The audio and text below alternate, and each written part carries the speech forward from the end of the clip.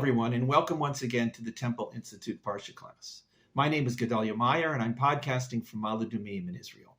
Times are changing faster than they ever have in the long history of changing times. This is obvious to everyone. Whereas 40 or 50 years ago, if somebody suggested that some new world-changing invention was somewhere in the works, it was a good bet that it wouldn't actually hit reality until 2 or 3 decades went by, assuming it happened at all. Today, if it takes 2 or 3 years, it is the same as eternity. Whatever is coming down the pipeline in a few years has already been created and is simply waiting for the right opportunity to emerge in the light of day. This applies to almost everything. It is not limited to high-tech devices or alternative forms of energy. It is just as relevant for cultural changes that involve no technology whatsoever. Decades ago, these cultural changes were fairly slow to take place. They could take 20 or 30 years for some major cultural change to really set into a given society. Today, it's already ancient history after 5 years. Nowhere is this trend towards rapid cultural change more evident than in the arena of religion. For those old enough to remember, religion was a factor in the lives of most people as recent as a half century ago, but it had been slowly declining over the previous century. The most recent 5 or 10 years have seen the most precipitous decline in respect for religion ever. In much of the Western world, to quote a religious figure or text is tantamount to intellectual suicide. It is assumed that anyone who grants a religious authority respect is a fanatic. The very basic notion of belief in a deity is now openly ridiculed as a sign of hopeless ignorance. There is no indication that this trend will reverse in the near future. On the contrary, if anything, the next several years will see the death of religious belief in all but the totally committed.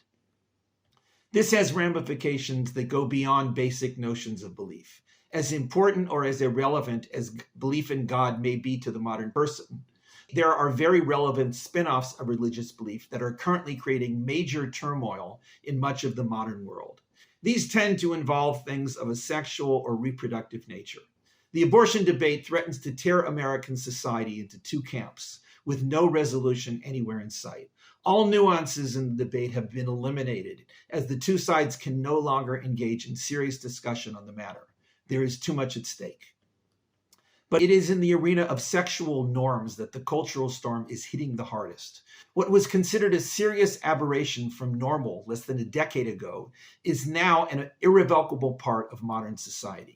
Sexual behavior was always rooted in the fundamental belief in the differences of the sexes. This was not a matter of religious belief. It was simply a fact of nature. Every society on earth always recognized these differences. Much of life was dictated by whatever was the accepted way of orienting social behavior around the hard reality of the male and female dichotomy. Virtually every religious text recognized this fundamental rule of biology and found a place for it in whatever primary beliefs it advocated. It seemed that if anything would survive the massive cultural rebellion against religion that took place over the past couple of centuries, it was the basic fact that men are men and women are women. But as we all know by now, this has not been the way things went.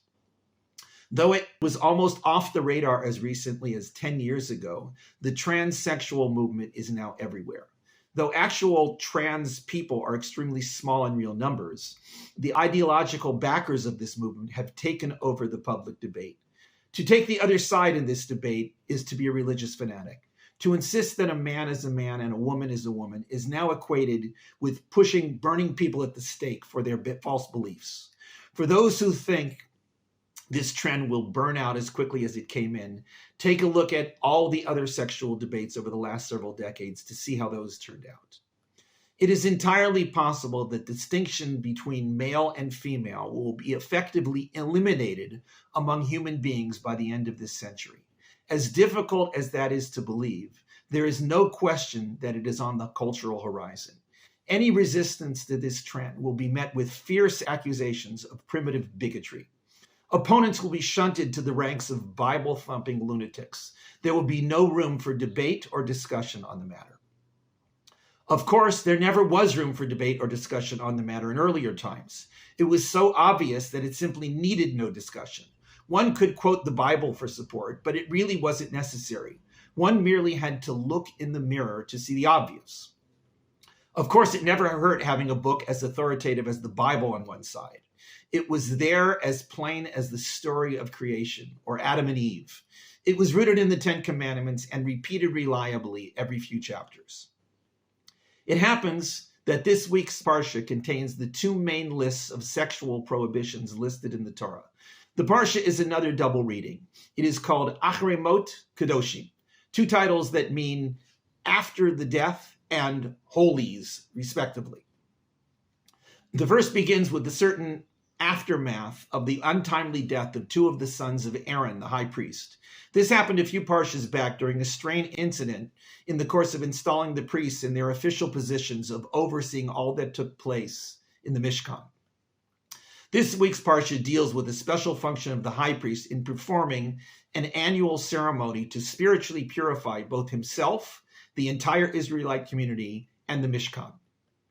This ceremony would take place on the 10th day of the 7th month and would be the forerunner of the holiest day of the Jewish year, Yom Kippur. The rest of the parsha deals with various other laws concerning sacrificial offerings, and then this list of sexual offenses. The list is quite long, containing about 20 prohibitions, which amount to a biblical description of the laws of incest. Various close relatives are included, some obvious and still widely accepted, others rather surprising and no longer recognized outside of Orthodox Jewish society. The second parsha, Kedoshim, deals with a wide assortment of laws that don't seem to have any noticeable order. They go from the most basic moral statement found in the Bible, love your neighbor as yourself, to the very obscure rule about mixing different fabrics in a garment. The last third or so of the parsha is the second list of sexual prohibitions. It seems to be more or less a repeat of the first list, and it is not at all clear what is really being added by this second list. There are a few differences between the lists, but by and large, they seem to be saying the same general idea. Incest in all its forms was absolutely forbidden. Other sexual aberrations, such as bestiality and male homosexuality, are also found in these lists, as is sex with a woman who is menstruating. Many today might find long lists of sexual prohibitions highly objectionable. They might reject the very notion of sexual prohibitions to begin with. With some of these biblical prohibitions, the die has already been cast flat out against the laws. The prohibition against homosexuality can hardly be mentioned today. It is now considered such an offense against basic morality that one wonders how long it will be until some law is passed prohibiting it being publicly read in a synagogue. This is a battleground that most religious Jews do not wish to face. There is nothing about the trans issue in either of these lists. That matter certainly hadn't entered the picture thousands of years ago. It had to wait into extremely modern times for such a contentious and outrageous issue to really cross the threshold of acceptability. But we can extrapolate something from these lists of sexual improprieties that applies to our times. Whatever was forbidden in the good old days will not only be permitted in the not so far future, but will be deemed mandatory. Even something as unthinkable as pedophilia is now on the radar of those who wish to bring down all sexual norms. For those who are leery of where things are heading, this is the next great frontier of these iconoclasts. This is the direction society is going. The trans issue will become a settled matter within a decade. Whatever qualms any individual person will have over it will no longer be acceptable in public discussion. It will be relegated to closed religious circles of like-minded people who find themselves increasingly repulsed by the course taken by the louder voices within humanity. Who knows which will be the next of the biblical or moral abominations to be advocated as commendable by this increasingly rapid trend. Nobody knows where all of this is going. We can all read the writing on the wall and realize that things will not be the way they are 5 years from now. Within a couple of decades, sexual intimacy, as it was known in the past, and as it was mandated in the Bible, may be nothing more than an ancient relic of barbaric times. Human society has never encountered such a period of revolutionary change. We have almost no experience to fall back upon to guide us through the turbulent changes heading our way. We are entering into the great unknown. It is a good bet that the only anchor those who wish to remain unswerved by all this will be in the form of some religious authority.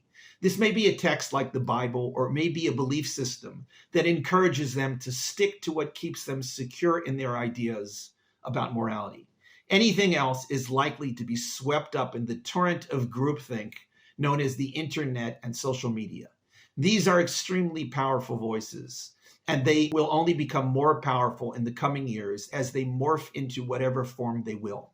How can any individual withstand such a flood? It may seem ridiculous to rely on an antiquated list of forbidden sexual relations in a 3,000-year-old text. However, as we head into the uncertain but plainly mapped out future, we may find that there really is nothing else. We will need something to reassure ourselves that certain things are right and certain things are wrong. There may come a time, very possibly within our own lifetimes, when there will be nothing else to fall back upon but what we believe to be the Word of God. Shabbat Shalom.